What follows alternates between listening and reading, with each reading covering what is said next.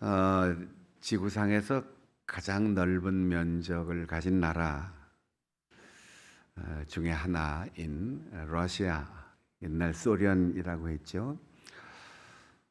어, 모스크바는 참 추운 도시입니다. 그 추위 때문에 러시아는 언제나 얼지 않는 항구를 확보하기 위해서 남의 나라 땅, 남의 나라 바다 근처에 있는 항구를 탐내어서 계속 남진 정책을 써 왔습니다. 너무나 얼어붙은 그 동토를 관리하기도 어렵고 또 그 추위를 견디기도 어려웠기 때문이지요. 전 세계에서 무적의 군대를 거느린 나폴레옹이 러시아를 침공해 왔습니다. 러시아는 프랑스의 군대를 당해내지 못하고 그야말로 대나무가 갈라지듯 그들의 영토를 다 내어주면서 계속해서 후퇴의 후퇴를 거듭했습니다.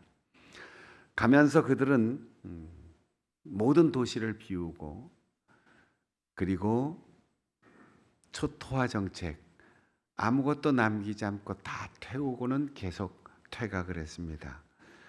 마지막 남은 모스크바까지 퇴각을 했는데 모스크바 성을 다 비우고 나갔습니다. 프랑스 군대가 이제 러시아의 수도까지 점령을 하고 만세를 불러야 될 판인데 계속 언 땅을 아무것도 먹지 못하고 모스크바까지 왔는데 점령한 것이 아무런 의미가 없게 되었습니다. 먹을 것도 없죠. 추워서 의지할 데가 없죠. 뗄감도 없죠. 결국 외곽으로 다 퇴각한 러시아 군대는 싸울 필요 없이 프랑스 군대는 스스로 점령지를 포기하고 수많은 굶어 죽은 사람, 얼어 죽은 사람, 폐잔병들을 남겨놓고 눈물을 머금고 프랑스까지 퇴각을 하고 말았습니다. 대포 한 번 쏘지 않고 총칼 한 번 쓰지 않고 마지막 보루인 모스크바까지 다 비우고 가만히 앉아 기다렸는데 프랑스는 스스로 군대를 다 거두고 퇴각을 하고 말았습니다. 영국의 한 언론이 이 사건을 다스리면서 나폴레옹 황제를 몰아낸 것은 러시아의 힘 있는 장군이나 전략 군대가 아니고 겨울 장군이 프랑스를 이겼다. 그렇게 언론에 보도하면서 일본을 통해서 우리나라에는 이 겨울의 무서운 추위를 가리켜 동장군이라고 부르게 되었습니다. 지금은 잘 쓰지 않지만 얼마 전까지도 동장군이 물러갔습니다. 동장군이 다가왔습니다. 이런 관용어를 쓰는데 사실은 나폴레옹의 군대를 퇴각시킨 러시아의 추운 겨울이 어떤 황제, 어떤 장군보다 힘이 있었다 하는 고사에서 나온 이야기입니다. 그렇게도 춥고 그렇게도 삶을 힘들게 하고 러시아의 모든 국민들이 몸서리 쳐지는 그 추위가 그 나라를 구원했던 것이죠. 이런 경우를 가리켜 우리는 보통 역설적이다 이렇게 말해요. 전혀 생각지 않았던 기능이 생겨나거나 전혀 예측할 수 없는 새로운 상황이 전개됐을 때 참 역설적이게도 이렇게 됐다. 예수 그리스도의 탄생은 그 시대의 가장 큰 역설이었습니다. 먼저 유대인들에게 예수 탄생은 역설 중의 역설이었습니다. 다윗의 왕권을 가지고 이 땅에 오실 메시아는 백마를 타고 군대를 거느리고 로마 제국을 물리치고 예루살렘을 점령하고 다윗의 왕국을 새롭게 세울 줄 생각했습니다.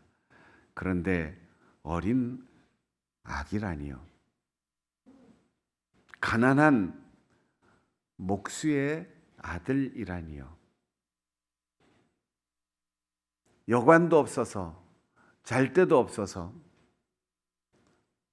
호적 신고하러 가던 길에 급하게 해산을 했는데 숙소가 없으니까 대략 그 당시 베들레헴 같은 시골의 가옥 구조가 반지하처럼 되어 있는 아래층에는 건초 더미가 쌓여 있고 소나 노새와 같은 가축들이 쉬는 곳이었고, 또 나그네들이 1층 숙소를 쓸 때는 그곳에 말을 묶어두는 축사였습니다. 바로 그 축사에 구세주가 탄생하여 강보에 쌓인 채로 가축들의 먹이를 담던 가축들의 밥그릇에 구유에 담겨 이 땅에 첫 보금자리를 틀으셨습니다. 이 역설을 유대인들은 받아들일 수가 없었습니다.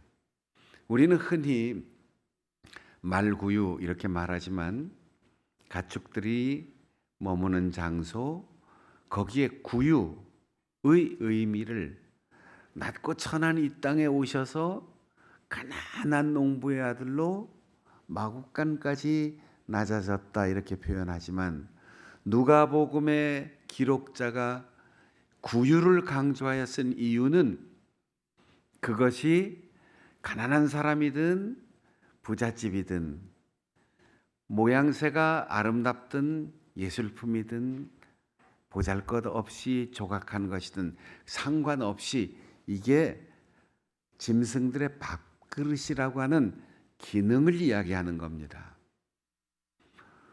우리는 흔히 구유에 나섰다라고 할 때 굉장히 지저분할 거다, 볼품 없을 것이다 이렇게 생각하지만, 누가복음의 기자가 강조하는 것은 밥그릇에 태어났다는 거예요. 우리는 무엇입니까? 목자이신 예수님께서 우리에게 오셨을 때 우리는 하나님의 순한 어린 양들입니다. 양인 우리가 무엇을 먹어야 합니까? 구유에 담겨 있는 양식을 목자가 줄 때, 그것이 우리의 생명의 양식입니다. 요한복음에는 예수님께서 나는 하늘에서 내려온 생명의 양식이다, 참 음료다, 너희는 나를 먹고 나를 마시며 영생을 얻어야 한다 이렇게 말씀하셨습니다.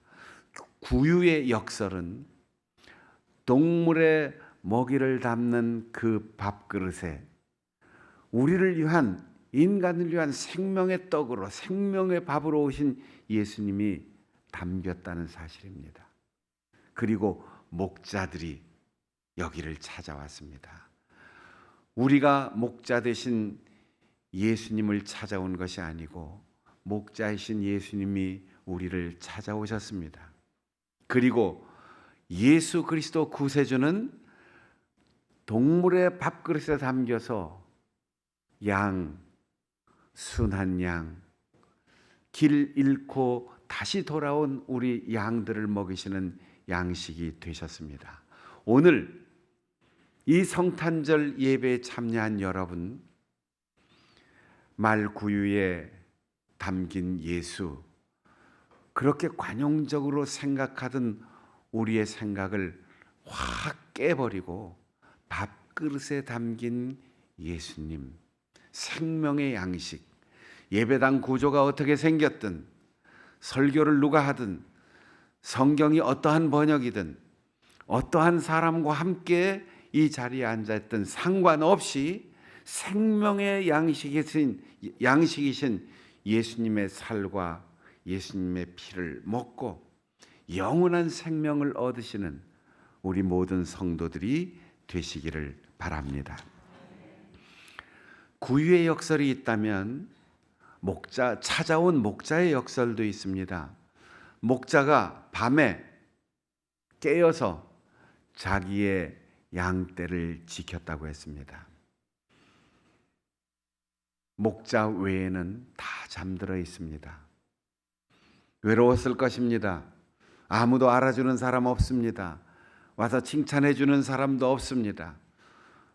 왕의 권력을 가진 사람이 와서 상금을 주는 것도 아닙니다. 왜 거기에서 한밤중에 양을 지키고 있어야 합니까? 베들레헴에서 기르는 양은 다른 지역의 양과는 조금 구별되는 목적을 가지고 기르는 거예요. 가장 가까운 예루살렘으로 성지 순례를 오는 성도들, 유대인들이 그 예루살렘 성전에서 집행되는 그 제사에 쓸 양을 베들레헴에서 공급하는데 그냥 양이 아닌 거죠. 보통 양이 아닌 거죠. 내가 잡아먹고 내가 양식을 삼을 양이 아니라 하나님께 드려질 양이기 때문에 털끝 하나도 흠이 가지 않도록, 병들지 않도록, 영양실조 걸리지 않도록, 도둑에게 잃어버리거나 맹수에게 잡혀가지 않도록 정성을 다해서 이 양을 키우고 돌보고 지키는 겁니다. 제사장이 와서 점검을 하겠습니까? 임금들이 와서 보살피겠습니까? 하나님께 드려질 예물이기 때문에 그들은 마음을 다하여 성전 희생 제물로 드릴 이 양을 지키는 것입니다.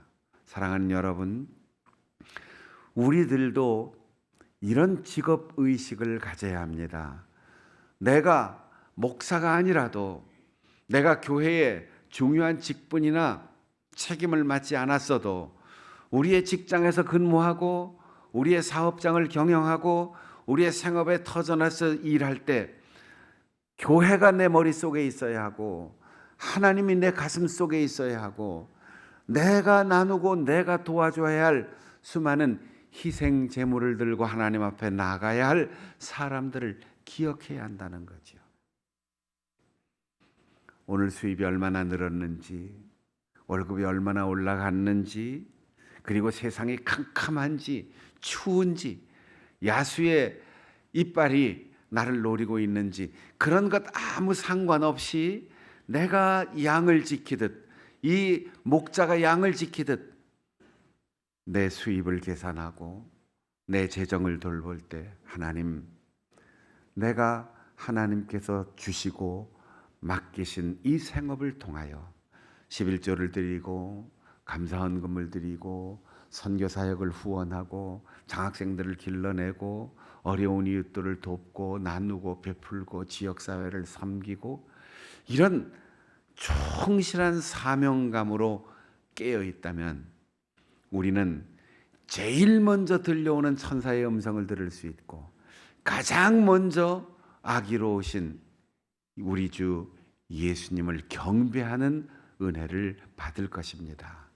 이 목자가 제일 먼저 예수님을 찾아가 예수님을 경배하도록 천사의 음성을, 예수 탄생의 그 기쁜 소식을 가장 먼저 들었다는 사실을 기억하면서 여러분도 삶의 일터에서, 여러분의 삶의 터전에서, 여러분의 생업, 그 생업의 현장에서 최선을 다해서 성실하게 깨어 여러분에게 주신 하나님의 거룩한 일을 담당한다면 여러분의 모든 직업이 거룩한 직업, 곧 성직이 될 것입니다.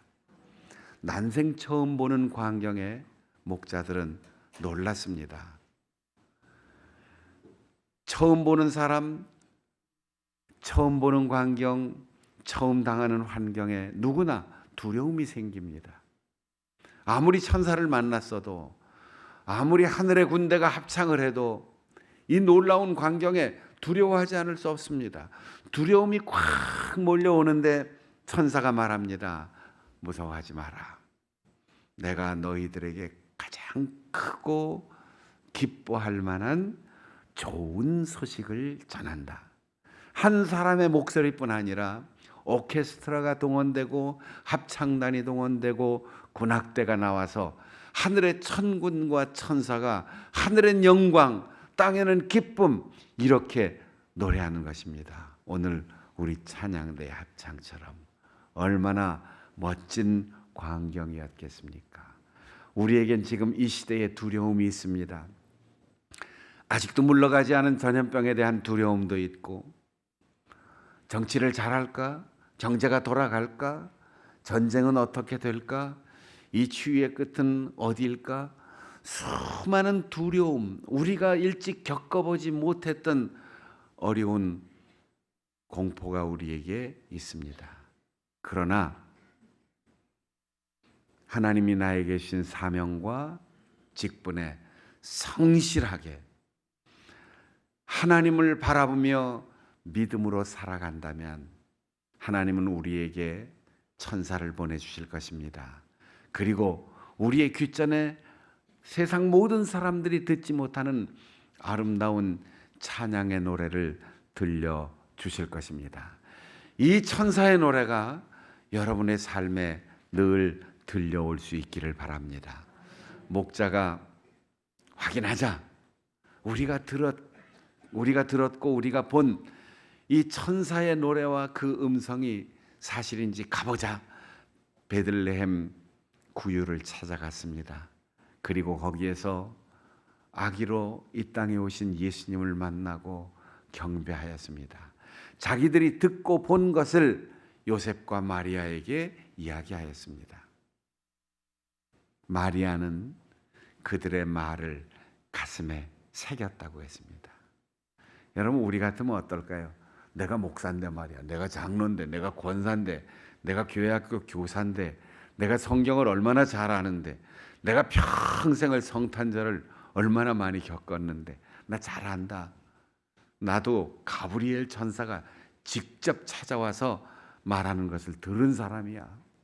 요셉도 꿈속에서 천사를 만난 사람이야. 이렇게 말할 수 있어요. 그러나 하나님이 주신 은혜란 누구의 말이든 누가 전한 것이든 크든 작든 많든 적든 아무 상관없어요. 다 소중한 거예요. 마리아는 천사를 직접 만났고 천사의 음성을 들은 그 은혜를 경험한 사람이지만 목자가 와서 하는 이야기도 하나님의 말씀이기에 소중히 듣고 그 가슴 속에 새겼습니다. 그 새겨진 말씀이 그가 일생 동안 살아가면서 괴로우나 즐거우나 슬프고 기쁜 모든 삶의 변화 속에 이 새겨진 말씀, 약속, 그 하나님이 주신 은혜를 늘 기억하면서 고난을 이기고 슬픔을 즐거움으로 바꾸면서 아름다운 삶을 살았던 것입니다. 여러분에게도 잠시 동안의 만남 혹은 한 번 들은 말씀, 한 번 쓴 성경, 그리고 한 번 들은 설교, 그 어떤 것이든 우리의 마음속에 깊이 새겨져서 주님을 다시 오시는 주님을 만나는 그날까지 남들은 고난이요, 남들은 슬픔이요, 남들은 외로움, 남들은 역경이라고 하는 그 모든 환경 속에서 천사의 소리를 듣고 하늘의 찬양을 듣고 그것을 은혜로, 축복으로, 웃음으로, 기쁨으로, 평화로 바꿔가는 신앙과 사명의 역사를 경험하고 이 성탄의 역사를 온 누리에 증거하며 살아가는 우리 모든 성도들이 되시기를 바랍니다.